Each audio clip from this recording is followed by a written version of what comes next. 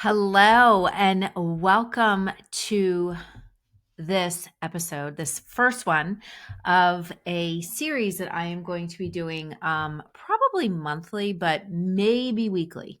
And it goes along with the work that I do in restaurants with the Amuse Bouche, which is a light bite, like a palate cleanser, something to get your taste buds going. It was how I see it.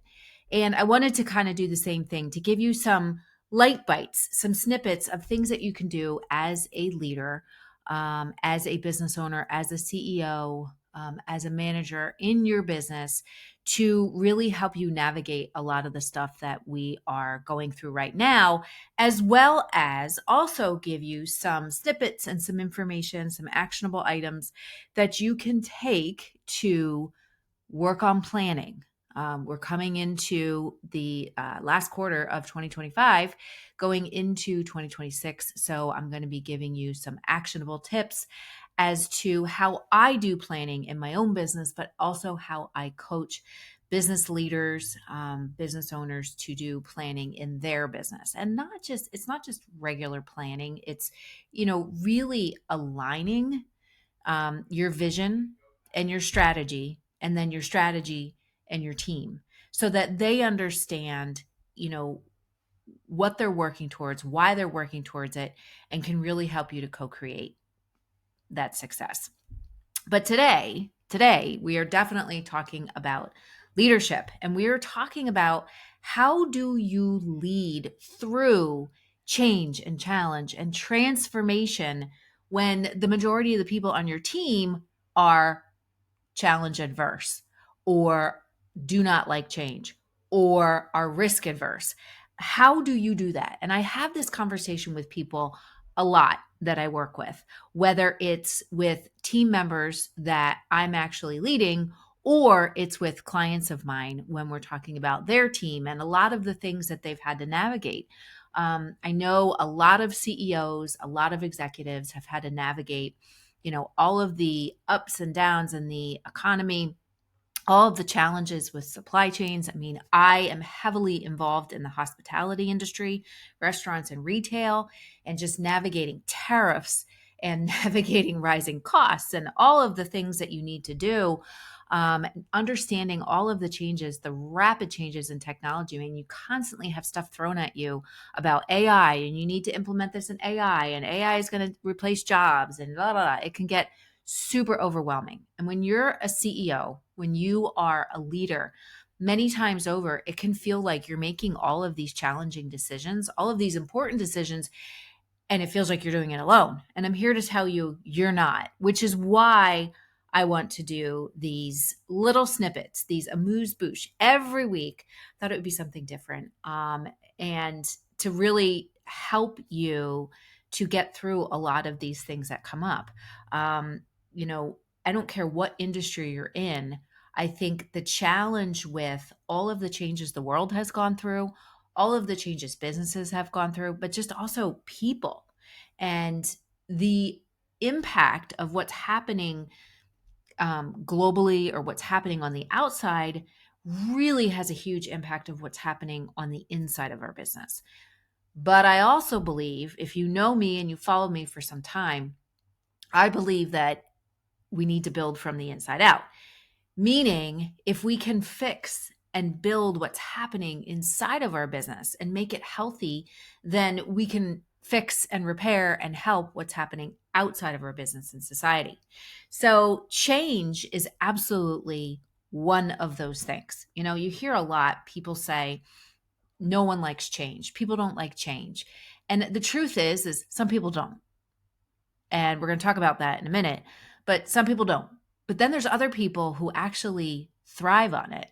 And we're going to talk about that as well. We're going to talk about, what do you do? Like, what happens when people don't want to lean into change? And what can you do as a leader if your business is going through some kind of a transformation, or, you need to make a bunch of changes, whether it is with the people on your team, or it's with your business model, or it's just with processes and just structure in your business. I know a lot of people who have been functioning. I know a lot of business owners who have been functioning in the way that they used to do things 5, 10 years ago, even 2 years ago, and are wondering why the business is struggling and why they keep running into challenges. And I'm not saying you need to make these huge changes, but these small changes, like stacked up, make a huge difference. So we're going to talk about all of that today. But I wanted to just, this whole thing of talking about this topic came from a conversation I was having with someone on my team. And he leads an area, this is in the hospitality industry, but he leads an area that we have had a lot of change with over the past year and a half. And it started with really navigating some changes in leadership that were presenting a lot of challenges to the business, and I needed to make a change in that business, and really, work on changing up leadership. But then outside of that, navigating some adversity that happened, unexpected adversity. We had a fire in the one business, and it was just one thing after another. And it just felt like you were constantly navigating challenge and change. So I was having a conversation with this leader. And like I said, he is a leader of an entire area in a business. And just having a conversation about, I have this vision, and his vision aligns with the bigger vision of the business, and just the challenges that he was having because we made some more changes with the leadership under that report to him that he works with, made some more changes, and not everybody was okay with it. Not everybody understood. And having this conversation with him, and he said to me, he said, I just don't know what to do. Like, I feel so stressed, and I feel like I'm trying to push a boulder up a hill, which I hear a lot. And I can't get people on board. Like, I can't get them on board to understand what it is that we're working towards. And it comes down to the change thing. So I said to him, look, first and foremost, and I'm telling anybody who's listening today, listening and watching, the one thing that you need to focus on, no matter what, especially when you're navigating challenge and adversity that is impacting your business and impacting your team, first and foremost, is that you need to, no matter what it is, you need to summon the best of who you are. You need to become the difference maker and the change maker. And it's a lot. And this is where I talk about, and this is in my book that I'm writing, but I talk a lot about that comes from the internal work that we need to do as a leader.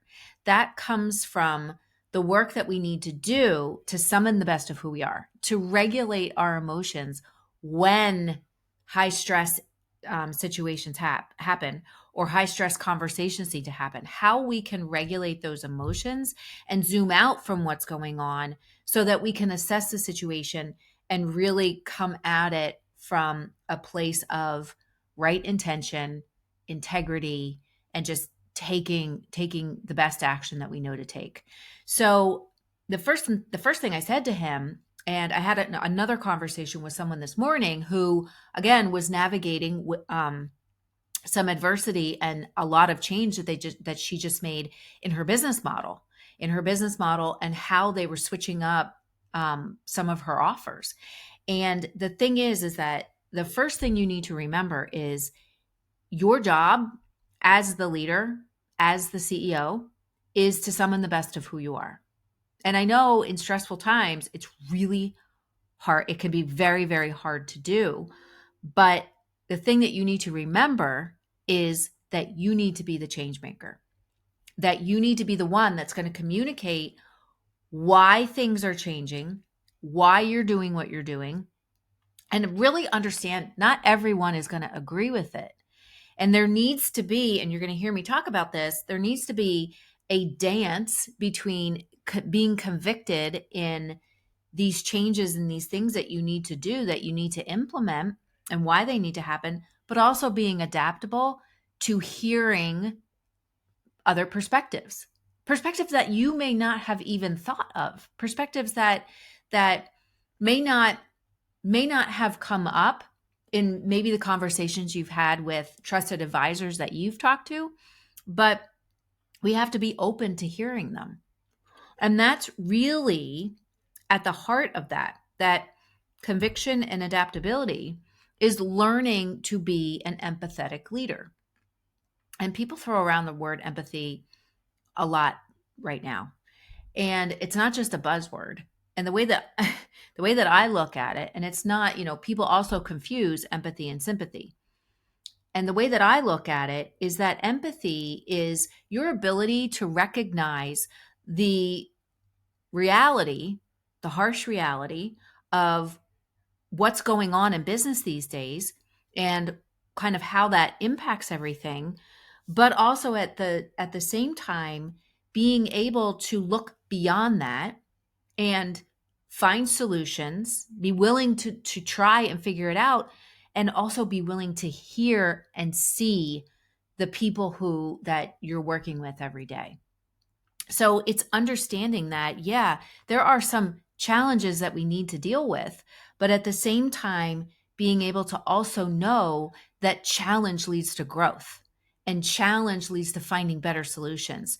And challenge also leads to building deeper connection with the people that you're connected with every single day. And that comes from your ability to listen, to ask good questions and listen. And that's one of the key things when we talk about navigating transformation is really being able to listen, to hear what people are saying, to hear what their challenge, what their frustrations are.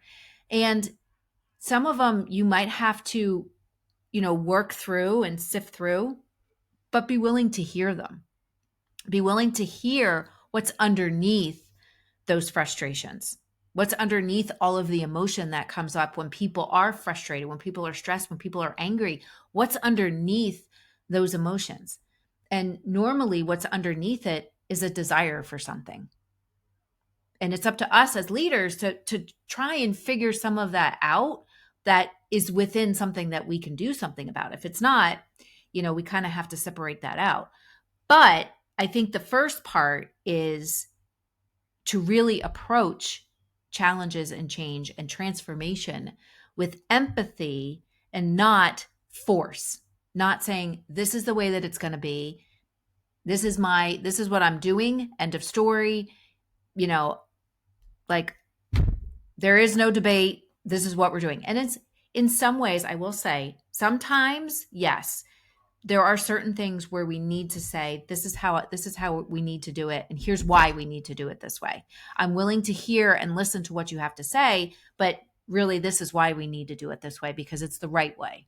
So there is an element of that. But I think more often than not, it's just a matter of listening and understanding and being able to explain the harsh realities of what the situation is or what happens when you're trying to grow a business and lead a team, but then also be willing to honor that struggle and honor that challenge and be willing to see people. So with change, there are three things that people do with change or with challenge. The first one is, you can probably guess, is they resist it. They resist it. They avoid it. They avoid hard conversations. They avoid challenging situations. They avoid doing the hard thing. Like even during the day, like I talk to people about productivity all the time and they tell me I'm overwhelmed and I'm like, let me see your calendar and there's nothing on there.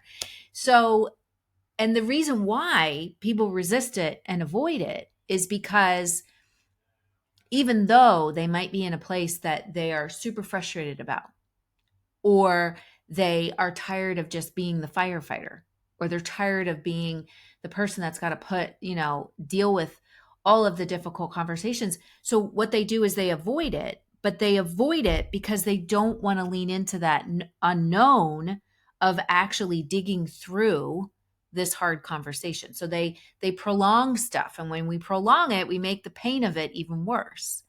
But in some form, resisting it and avoiding growth is comfortable for them.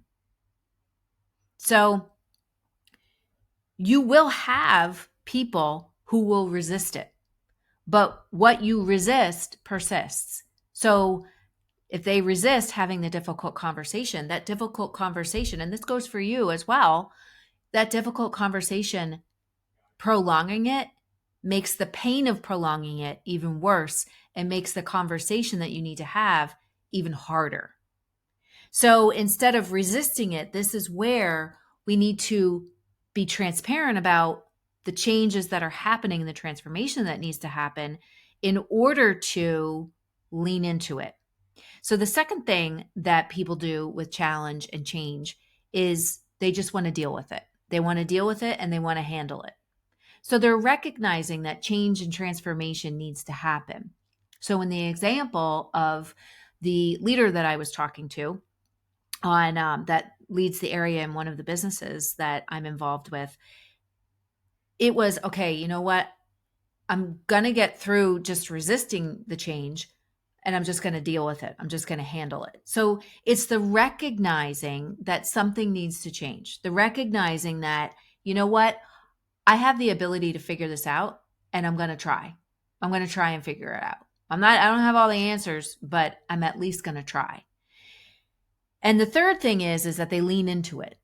They lean into it and they say, you know what? This challenge actually lights me up because I know on the other side of this, I'm going to learn something bigger from it. I'm going to come up with a bigger solution from this change and this transformation that I need to go through.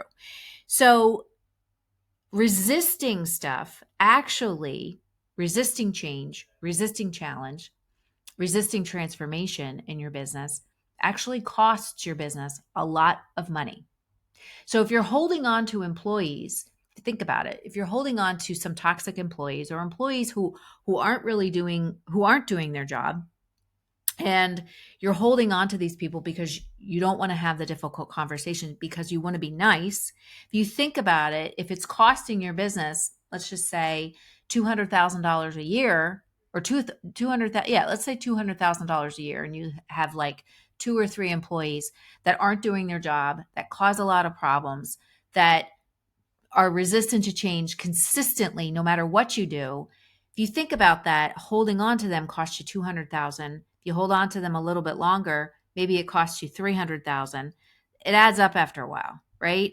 So resisting it makes the cost of resisting it even worse, even higher. When we deal with it and we handle it, that's how we can start to see growth in our business, because we're saying, hey, you know what? I'm willing to figure this out. I'm willing to figure out what we need to do to decrease our food cost in our restaurant, or to change some roles around in the business so that we have someone who needs to do XYZ, someone who needs to do receiving, someone who needs to do purchasing, someone in that position who is more aligned with what the role needs. So when we do that, that's how we can actually start to grow. And then when we lean into change and challenge, when we really lean into it, we say, you know what? Like this challenge, I'm welcoming this challenge because I know I can figure this out and I know what's on the other side of it is going to be big. And that's how we can start to scale our business, but also that's how we can start to expand our thinking. That's how we can start to expand our creativity. And expanding our creativity and expanding and tapping into that imagination, that's not something AI is going to give you. That's something that only human beings can do, right? So, as I said, when people resist change, they're sitting in their comfort zone. And again, it's so weird how human behavior works, but people will complain and complain and complain about something. Okay. They'll complain that the way that we do this is too complex. They'll complain that so and so is not doing their job. They'll complain that we don't have, whatever. Like they complain about stuff. But then when you want to start implementing some changes, then all of a sudden it's like, oh, no, no, we don't want that. Because it's easier and it's more comfortable for them to stay in their comfort zone and be uncomfortable, to have that pain of being stuck. People like gravitate more towards pain. And when you have a lot of people in a department, or you have a group of people who are always the people who are gossiping and causing drama and speaking negatively, it just becomes like a contagion and it just will spread. So, and some of those people actually thrive on that drama, which can get extremely challenging when you are trying to make changes and they're kind of putting roadblocks up at every angle. So with the rate of change that's happening in the world, we have to be willing to push through those roadblocks, push through those challenges, because as a business and as people, we constantly need to be growing. We constantly need to be looking at what's happening in our industry, or staying ahead of just what's going on in the world, and how can we fill a gap, or how can we continue to grow as leaders? Because that's what's going to keep things moving forward. And the people that are the naysayers, remember what I said in the beginning of this, it's getting to the underlying, why is this happening? Why are they feeling the way that they're feeling, and trying to uncover what is the fact behind all of that. And it might be they're just not right for the organization. And that's where we have to go back to not being afraid to have that conversation. So, number 2 is that when your vision grows, and I said this to the leader the other day, when your vision grows, and as you are moving through change, and as you are thinking about, how can I figure this out, and what is it that I want to build, and what is it that we want to do here, as your vision grows, it is going to stretch, and it's also going to demand. So now we get to a demand level. So first we were in the comfort zone. Now we're getting into a demand zone, because it demands everyone to play at a higher level. So with the business I was referring to, and the challenges and adversity that they've gotten through and that they've experienced, it's like things needed to be rebuilt. Changes needed to happen. Transformation needed to happen. People needed to be moved around. People had to leave. And now, as the dust is kind of settling and the foundation is being built, it's demanding that everyone play at a higher level, because the vision now is getting solidified and it's growing. And what happens is, when that happens, people start to get into flow and the energy starts to increase. People talk about vibration. The vibration starts to increase. And what happens is, then the business is growing, the vision is growing. Now the people need to catch up. And if they don't catch up, friction starts to happen. And that's when you get adversity in a business. That's when culture starts to break down. All right. And we have to, at that level, when you're being called to a higher level, that's when you have to have that willingness to figure things out. And the last one is that flow zone.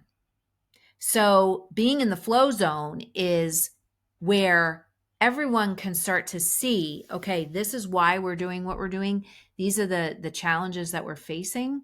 And you know what? Like, whatever is happening outside, because we've had a lot happen in this world. We've had a lot happen in this country over the past several weeks. And there's a lot of noise. There's a lot of negativity. There's a lot of things that are being said.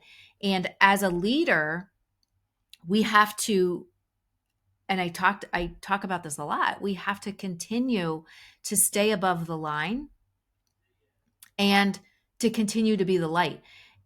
And that goes back to what I said, is summoning the best of who you are, no matter what is happening, and learning how to regulate those emotions, learning how to regulate and become that difference maker.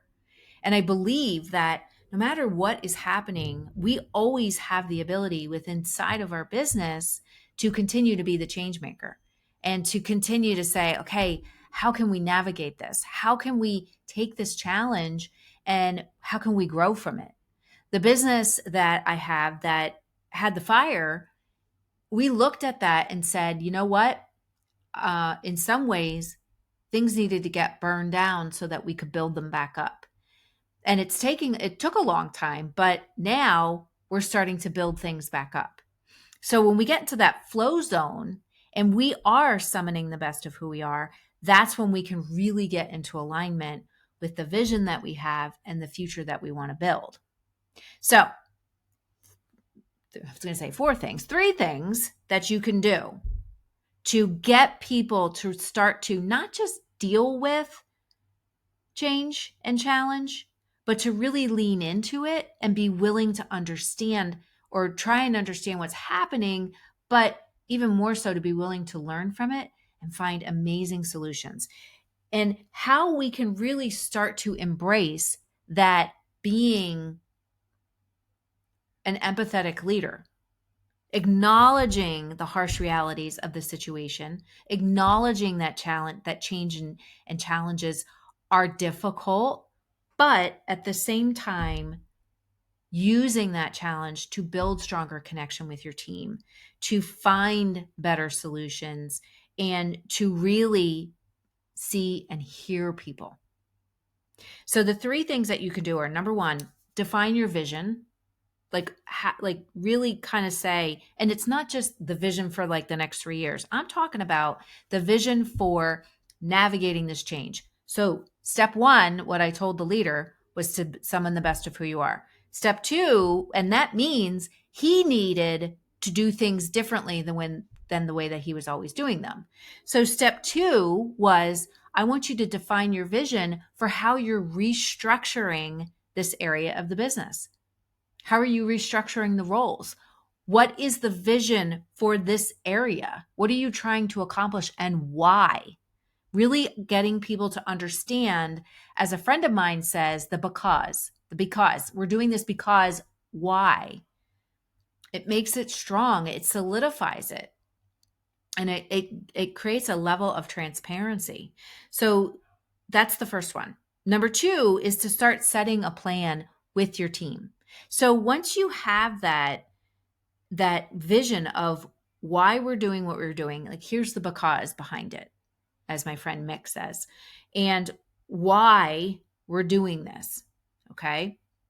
And then, okay, I know acknowledging this is going to be challenging, but we're in this together. And here's why it's challenging. Costs are high. We're trying to navigate expenses. We're trying to reduce this. We're trying to figure out how we can implement AI into our business, because the rest of the industry says we should do it this way, but that doesn't necessarily mean that we need to do it this way. We can do it the way that we want to do it. That works best for us, that works best for our customers. So like acknowledging all of that, but then having the empathy, implying empathy, the adaptability to say, we're going to co-create this together. We're going to set a plan. We're going to set a strategy of how we're going to do this. And each person is going to play a role in this. So that's where we can really start to set the desired result that we're trying to achieve and why. But then we can also put some routines in place to make sure that each one of us are holding each other accountable. And then the third thing is, and this is most important, it goes back to the first thing that I said, be the example. When in challenge, in adversity, there are going to be ups and downs. There are going to be times when things are going to be great as you're moving through through stuff. And there are going to be times when things are not going to be so good. And there are going to be times when it's just going to be meh. Be the example. Be the person, have that intellectual humility to say, you know what, when a decision is made and maybe it wasn't the right decision. I mean, we put a leader in place and we thought, oh, this is going to be a great, like this person's going to be able to lead this area of the business fabulously. And it did not work. And you know what? I was able to say, hey, you know what? It wasn't the best decision. I don't always make the right decisions and I don't always have all the answers, but we tried it. We leaned into it. We did the best that we could to make it work and it didn't work. So what did we need to do? We needed to part ways. We needed to pivot. And we didn't sit on it for a long time and avoid the difficult conversation. We leaned into it and made the change. So be the example. Be the person that can regulate and not get mired down in all of the stuff that's going on with the economy or all of the stuff that's going on like just all around the world.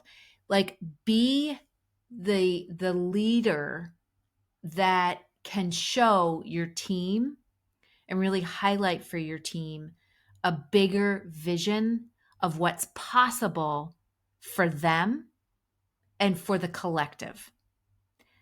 That's what we need to do as leaders when we are trying to lead this transformation. And I can tell you this, with the rate of change that's happening in the world and how things are, as a leader, yes, we need to stay above. We need to kind of like constantly have our ears and our eyes open as to what's happening and be able to look at it and say, okay, is this something that we need to implement or no? And we can't do that if we're constantly firefighting, if we're constantly involved in every single decision, and if we're constantly overwhelmed on a hamster wheel, feeling stressed. We have to be able to rise above that. Like I said, we want to be the leader that can really like speak and live into a vision of what's possible for each individual on the team and the collective if we can all lean into challenge and change. And if you are looking for, if you are experiencing this and you're saying, oh, like, I am navigating this right now. I am trying to navigate like taking care of my stakeholders. Maybe you're a big enough business where you are public and you have shareholders and you're trying to please them, but also do what's right for your team, for the team, or do it and you're feeling a little stuck. Well, you can, I actually have something that I am doing. I call it the C-Suite Snapshot. And what it is basically it's you submit a bunch of information and then we actually go over it together. And we start to develop a plan as to where your gaps are, but also where the opportunities are. And from there, we start to say, okay, how can you navigate through this? How can you get to that point where you can lean into these changes that are happening and feel confident about it? Where you don't feel like you would have someone right by your side, a wing woman, who is helping you to navigate all of these things so that you don't feel alone. And at the end of the day, you're summoning the best of who you are. So if you're interested in this, the link will be below. It's if you go to teresacantley.com/business/audit and apply for the C-Suite Snapshot. And let's see what we can come up with and let's see what we can do to get you back on the right track. So I hope that this helped you. Businesses are going through a lot of transformation right now, and it's not an easy thing to navigate, but when you have the right tools and resources, you can get through it and you can thrive through it. And with a lot of businesses that I see, businesses who have been operating the same way that they've been operating for 5-10 years, who aren't willing to lean into change, they're going to run into a lot, like as things move forward, as we get into 2026, as technology continues to shift, they're going to continue to run into challenges. And I don't want that for you. I want you to be able to thrive. I want you to be able to transform your business and your team and become who you're meant to become, who you want to become, so that you can achieve a huge level of success, the success that you want. So I hope that this helped you. And until next time, have a great rest of your week, and I will see you soon.